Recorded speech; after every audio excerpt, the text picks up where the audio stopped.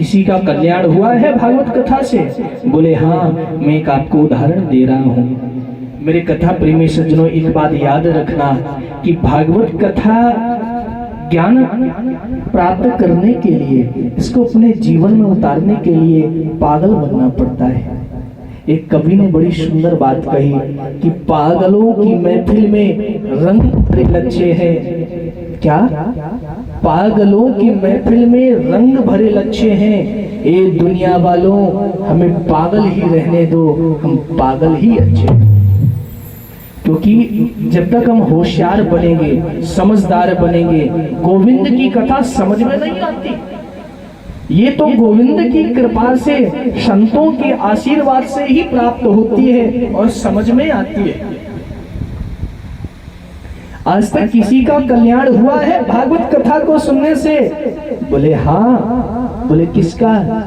बोले तुंगभद्रा नदी के तट पर एक ग्राम था, एक गांव था। उस गांव में सभी लोग सत्कर्म का आचरण किया करते थे,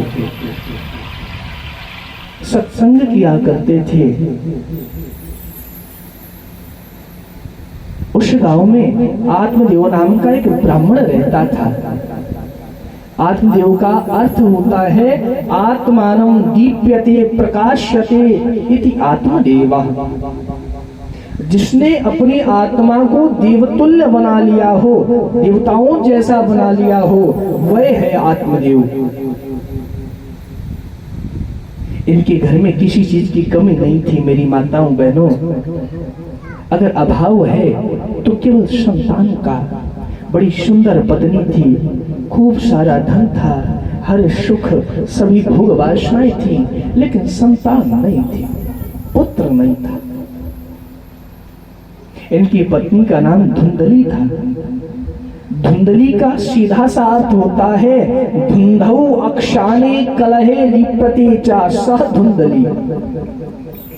जो नित्य हमेशा निरंतर एक दूसरे की चुगली निंदा में लगी रहे, लड़ाई झगड़े में लगी रहे, वह है धुंधली। इसको बस मौका मिले तुरंत एक दूसरे की बुराई कर लेती थी।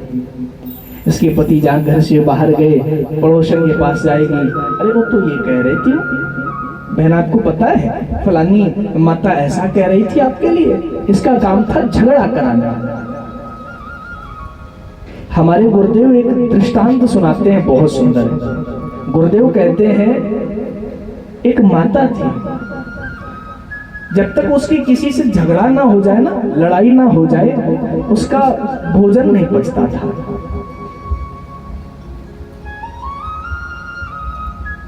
गांव वालों ने एक बैठक बुलाई, एक मीटिंग की। ये माता बहुत लड़ती है, बहुत झगड़ती है, ये कभी किसी से झगड़ा कर लेती, कभी किसी से कर लेती, रोज इसकी शिकायतें आती हैं। हम सभी काम करते हैं, इससे बात करना महाराज बंद कर देते हैं, इससे बोलना बंद कर देते हैं। ऐसा विचार करके जब सभी ने बोलना बंद कर दिया ना, ये माता उठी। एक दिन हो गया भैया कोई नहीं बोला। दूसरे दिन जब उठती है, सुबह इसने देखा कि कोई इससे बोल नहीं रहा। इसने अपनी बेटी को बोला, बेटी मैं कुएं पे जा रही हूँ जल भरने के लिए, और तुम पीछे से आना, कहना मैया मैंने दाल बनने को रख दी है, चूल्हे पर दाल बनने को रख दी है, उसमें क्या 1 किलो नमक डाल दूं? 250 ग्राम दाल में 1 किलो नमक डाल दूं? उसने कहा ठीक है भैया, कोई बात नहीं। ये माता जाकर के कुएं के पास खड़ी होगी, भैया जब नंबर आएगा तभी तो जल भरेगी। पहले ऐसा होता था, कुआं गांव में 2-4 ही होते थे, सभी लोग उसी से जल लाया करते थे। ये वहां जाकर के खड़ी हो गई। इसकी बेटी पीछे से जाती है, मैया मैंने 250 ग्राम दाल रख दी है बनने को, क्या उसमें 1 किलो नमक डाल दो? एक आप जैसी बड़ी बुजुर्ग माता बैठी थी, उससे नहीं मेरी मैया रहा गया। वो कहती, ए बाबरी, ए छोरी, तो को इतना ना है पतो कि 250 ग्राम दाल में 1 किलो नमक कहीं डालो जाए? तुझे इतना नहीं पता 250 ग्राम दाल में 1 किलो नमक डालते हैं क्या? मैया इसको तो मौका चाहिए था लड़ने का, झगड़ने का, ये तो झगड़ पड़ी मैया। कहती तुम्हें क्या मतलब, मेरी बेटी, मेरे घर की दाल, मेरे घर का नमक, मैं 1 किलो डालूं, 5 किलो डालूं, 10 किलो डालूं, तुम्हें क्या मतलब? महाराज कुछ लोग ऐसे भी हुआ करते हैं। धुंधली का यही स्वभाव है, उसकी जब तक किसी से लड़ाई ना हो जाए, झगड़ा ना हो जाए, या वो एक दूसरे की बुराई निंदा ना कर लेना, उसका भोजन नहीं पचता, उसे सुकून नहीं मिलता। धुंधौ अक्षाने कलहे दीपतेजा सह धुंधली, ये धुंधली है। एक दिन क्या होता है, इनके पति आत्मदेव जी बड़े दुखी थे, मेरे घर कोई संतान नहीं है, मैं क्या करूं? लोग इनको ताने मारते थे कि तुम बांझ हो, तुम्हारे घर कोई संतान नहीं है। इन्होंने खूब दान किया, खूब सत्कर्म किया कि मेरे घर संतान हो जाए। ब्राह्मणों ने बताया भैया यज्ञ करवा लो, इन्होंने यज्ञ भी करवा लिया। एक पंडित जी आए, उन्होंने बताया भैया ये अनुष्ठान करवा लो, संतान हो जाएगी, तो भी करवा लिया, नहीं हुई। आत्मदेव जी ने दुखी होकर के घर छोड़ करके प्राण त्यागने का निश्चय कर लिया। कथा बहुत ध्यान से सुनना महाराज, हम पूछ लेते हैं, हाँ पूछ लेंगे कि हमने क्या बात बताई थी, भूल मत जाना। आत्मदेव जी ने एक दिन विचार किया, मेरे घर संतान नहीं है, मैं कैसे जीवित रहूं, लोग मुझे इतने ताने मारते हैं। आत्मदेव जी महाराज आज वन में जाकर के आत्महत्या करने का विचार लेकर के बैठ गए। अब मैं जीवित नहीं रह सकता, मेरा ये मनुष्य तन मुझे भार लगता है, मैंने प्राण छोड़ देने हैं। जंगल में बैठे एक वृक्ष के नीचे रुदन कर रहे थे, रो रहे थे। तभी क्या होता है, वहां से एक संत गुजरे, देखा कि पास में छोटा सा सरोवर है, बढ़िया सुंदर सा जल भरा हुआ है, तो जल पीने लगे। जाकर के उस सरोवर में जल पिया और आकर के जिस वृक्ष के नीचे आत्मदेव जी महाराज बैठे थे, सोचा कि जल तो पी लिया है, थोड़ी देर विश्राम भी कर ले। जब वृक्ष के पास पहुंचे हैं तो क्या देखते हैं, एक बड़ा तेजस्वी ब्राह्मण बैठा है, जिसकी कांति के सूर्य के समान है। जैसा सूर्य का प्रकाश होता है, सूर्य का तेज होता है, ऐसे ही श्री आत्मदेव जी महाराज का भजन रूपी भजनानंदी थे, सत्कर्म करते थे, शास्त्र सम्मत जीवन जीते थे। उसके कारण उनके मुखमंडल पर बहुत आभा प्रभा थी, बहुत तेज था। मानो ऐसा प्रतीत होता उन संत महात्माओं को कि जैसे कोई दूसरा सूर्य प्रकट हो गया। पूछ दिया, हे ब्राह्मण देवता, कथं रोदिस विप्रत्वं काते चिंता बलियसी। हे ब्राह्मण देवता, क्यों रो रहे हो, तुम्हारे दुख का कारण क्या है? संत के दास कभी ना उदास, मुझे तो लगता है तुम भगवान को पाने के लिए आए हो, तो गोविंद का दर्शन नहीं हुआ क्या, इसलिए रो रहे हो? राम राम राम। आत्मदेव जी आज बोल पड़े, कहते नहीं नहीं महाराज, मैं गोविंद के दर्शन के लिए नहीं रो रहा, मैं क्या बताऊं आपको, मैं कितना दुखी आत्मा हूं। बोले क्या हुआ? आत्मदेव जी कहते हैं, मेरे यहाँ कोई संतान नहीं है, ना कोई पुत्री है, ना कोई पुत्र है। महाराज, जिस फल को मैं अपने घर ले आता हूँ वो ज्यादा समय तक टिकता नहीं है, बहुत जल्दी खराब हो जाता है। जिस वृक्ष को मैं अपने हाथ से लगा देता हूँ वो सूख जाता है। इतना ही नहीं, जिस गाय को मैंने अपने घर में पाला है वो भी बांझ है। उसकी भी कोई संतान नहीं होती।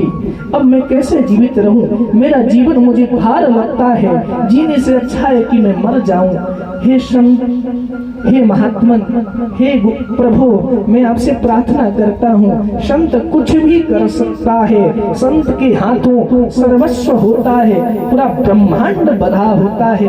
आप चाहो तो इंद्र को इंद्रासन दे दो, आप चाहो तो इंद्र से इंद्रासन छीन लो, तो आपकी कृपा के ऊपर निर्भर करता है। जिस पर संत कृपा कर दे उस पर मजबूर होकर के मेरे गोविंद को कृपा करना पड़ता है। मेरी कथा प्रेमी सज्जनों, उन संत भगवान ने कहा, हे आत्मदेव, तुम पुत्र की कामना को जो लेकर के आए हो इसको छोड़ दो। पुत्र किसी को सुख नहीं देता, पुत्र से कोई सुखी नहीं होता। अरे जो नसीब में लिखा होगा तो मिल जाएगा, क्यों परेशान होते हो? लेकिन आत्मदेव जी महाराज शांत नहीं हो रहे। आत्मदेव जी ने कहा, आप मुझे आशीर्वाद दे रहे हो तब तो ठीक है, नहीं तो आपके चरणों में पैरों में अपना सर पटक पटक करके अपने प्राण त्याग दूंगा, लेकिन बिना पुत्र का वरदान लिए नहीं जाऊंगा। अगर मैंने प्राण त्याग दिए ना तो आपको ब्रह्म हत्या लग जाएगी, इतना याद रखना। जब आत्मदेव जी महाराज को संत भगवान ने बार बार समझाया, लेकिन फिर भी आत्मदेव जी नहीं किसी की सुन रहे। आत्मदेव जी अपनी हठ लेकर के बैठे हैं, महाराज मुझे पुत्र चाहिए, मुझे संतान चाहिए। विवेकीन भवेत् किं मे पुत्रं देहि बलादपि, नो चेत् जाम्यहं प्राणास् त्वदग्रे शोकमूर्छितः। महात्मन, ज्ञान तो मेरे पास बहुत है, मुझे ज्ञान की आवश्यकता नहीं है, मुझे संतान की आवश्यकता है। मुझे पुत्र प्राप्ति का वरदान दो, मेरे घर पुत्र होना चाहिए। मैं आपसे ये प्रार्थना करता हूँ, और पुत्र प्राप्ति का वरदान नहीं दिया ना, तुम्हारे पैरों में सिर पटक पटक करके मैं प्राण त्याग दूंगा। जब ऐसा दुराग्रह आत्मदेव जी का देखा, उन संत भगवान से रहा नहीं गया, क्योंकि संत तो वैसे भी करुणा के स्वरूप होते हैं। संत हृदय नवनीत समाना, संत का हृदय मक्खन के समान कोमल होता है। संत से देखा नहीं गया। संत ने कहा, कोई बात नहीं, मैं आपको एक फल देता हूँ। उन्होंने अपनी झोली से एक फल निकाला है, अब आमंत्रित करके उस फल को आत्मदेव जी की झोली में डाल दिया और बोले, अपनी पत्नी को जाकर के दे देना, कहना 1 साल तक, 1 वर्ष सत्य बोले, खूब गोविंद का भजन करे, लोगों को दान पुण्य करे, सत्कर्म का आचरण करते हुए यदि वो 1 वर्ष जीवन बिताएगी, उसके घर एक दिव्य पुरुष प्रकट होगा, बालक के रूप में, खूब तेजस्वी बालक होगा, भगवान का भजन करने वाला होगा। आत्मा जी को आशीर्वाद स्वरूप उन संत भगवान ने वो फल दे दिया। मेरे कथा प्रेमी सज्जनों, इधर आत्मदेव जी को जैसे वो फल मिला, आत्मदेव जी महाराज वहां से उस फल को लेकर के दौड़े दौड़े अपने घर पर आए और बाहर से ही चिल्लाए, अरे सुनती हो क्या? एक बार जब नहीं सुना फिर से बुलाया, अरे सुनती हो? बोले क्या है? धुंधली दौड़कर बाहर गई, लगता आज कोई बहुत बहुमूल्य रत्न जड़ित हुआ कोई एक सुंदर सा हार लाई दिखे, कोई श्रृंगार का सामान लाए दिखे। बाहर जाकर बोली, अच्छा बताओ क्या लाए हो? उन्हें संत भगवान ने कहा, देवी मैं ये फल लाया हूँ। राम राम राम, चिल्ला तो ऐसे गला फाड़ करके लाए रहे थे जैसे कोई 9 लखा हार लेकर के आए हो। अरे फल मैंने कभी देखा नहीं क्या, या मैंने फल खाया नहीं? लाए हो अच्छी बात है, ले आओ घर में रख दो। बोले देवी ये ऐसा वैसा कोई फल नहीं है, ये संत का दिया हुआ प्रसादी स्वरूप फल है, आशीर्वाद स्वरूप फल है। बोले कैसे? बोले एक संत भगवान ने आशीर्वाद दिया है और कहा है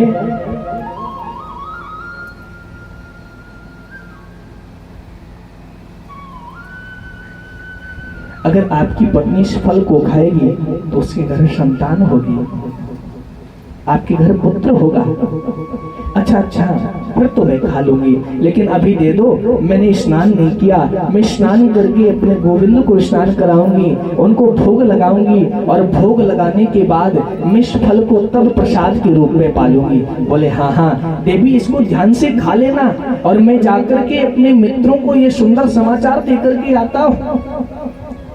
श्री आत्मदेव जी महाराज, मेरे कथा प्रेमी सज्जनों, चले गए अपने मित्रों को समाचार देने के लिए, और ये धुंधली मीठी मीठी बातें तो बना करके वहां बैठ गई, लेकिन इसने फल नहीं खाया। आज आंगन में बैठ जाती है, अब मैं इस फल का क्या करूं, विचार करने लगी। तभी इसकी एक पड़ोसन आ गई, बोली बहन क्या बात है, बड़ी चिंता में लग रही हो, दुखी लग रही हो। धुंधली कहती, बहन मैं तुम्हें क्या बताऊं, मेरे पति को किसी संत ने फल दे दिया है और कहा है अगर आपकी पत्नी इस फल को खाएगी ना तो उसके घर पुत्र होगा। अब बताओ मैं इस फल का क्या करूं। उस बहन ने कहा, धुंधली ये तो अच्छी बात है ना, तुम्हारे घर कोई संतान नहीं है, कोई संतान हो जाएगी, पुत्र हो जाएगा, अच्छी बात है, खा लो इसको। बोले तू क्या जाने, जब गर्भ धारण हो जाता है तब अधिक काम नहीं कर सकते। अगर गांव में कभी आग लग जाए तो मैं कैसे अपने प्राण बचा पाऊंगी, मैं कैसे भागूंगी। अरे आग की तो बात छोड़ो, आए दिन डाकुओं का हमला होता रहता है, अगर डाकुओं का हमला हो गया फिर मेरा घर तो वैसे इतना बड़ा है, घर की साफ सफाई कौन करेगा। उस बहन ने कहा कोई बात नहीं, तुम्हारी मन्नत जी हैं उनको बुला लेना, वो साफ सफाई कर देंगी आकर के। अरे राम राम राम, ननन का नाम भी मत लेना। बोले क्यों, अरे तो कौन आए पर तो वो एक नंबर की चोटी है, बहुत बड़ी चोर है, घर में कुछ नहीं छोड़ेगी।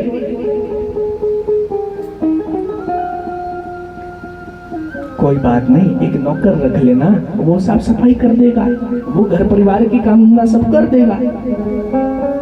अब तो उसको गुस्सा आ गई, डांट करके कहती है, अरे तुझे क्या पता, नौकरों के सारे घर चलते हैं क्या, नौकर तो नौकरों जैसा काम करेंगे। मैं इस फल को नहीं खा सकती। फल भक्षेण गर्भस्यात् गर्भेणोदर वृद्धिदा स्वल्प भक्षं ततो शक्ति गृह कार्यं कथं भवेत्। मेरे कथा प्रेमी सज्जनों, धुंधली कहती है जब मैं फल खा लूंगी गर्भ रह जाएगा, मैं भोजन कम कर पाऊंगी, मैं कमजोर हो जाऊंगी। इसने नाना प्रकार के ऐसे बहाने बनाए, वो बहन भी परेशान हो गई। कोई बात नहीं बहन, जो तुझे अच्छा लगे वो कर। वो भी उठ करके चली गई। बोलो राधे राधे, बोलो राधे राधे, ऐसे नहीं, जोर से बोलो राधे राधे। मेरी कथा प्रेमी सज्जनों, जब आदिदेव जी महाराज वापस आए, आदिदेव जी ने पूछा, देवी आपने वो फल खा लिया? हाँ, वो मैंने फल खा लिया है। एक दिन क्या होता है, इसकी बहन आ जाती है इसके घर। एकदा भगनीं तस्या तदगृहं स्वेच्छया गता तदग्रे कथितं सर्वं चिंतेयं महती में। इसने उसको जलपान कराया। उसने पूछा, बहन तुम बड़ी दुखी दिखाई देती हो, परेशान हो, क्या कारण है? धुंधली कहती, बहन मैं क्या बताऊं, आपके जीजाजी ना ये कहीं से फल ले आए हैं और कहते हैं इसको खा लो तुम्हें पुत्र हो जाएगा। अरे मेरे विचार से तो बंध्या व विधवा नारी सुखनी चेत में मति। मेरे विचार से जो विधवा है या जो बांझ है वो स्त्रियां सुखी हैं।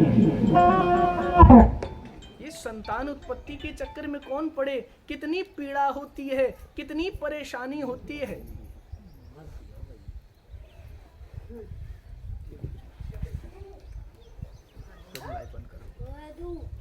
कितनी परेशानी होती है। मैं इस झंझट नहीं पड़ने वाली। तब इसकी बहन कहती है कि खावे पहिरे ढोंगते ये जोगी अवधूत, अरी बहन कहूँ होत न देखे इन फलन से पूत। मेरी बहन, ये जोगी लोग तो ऐसे ही हैं, ये कुछ भी कह देते हैं,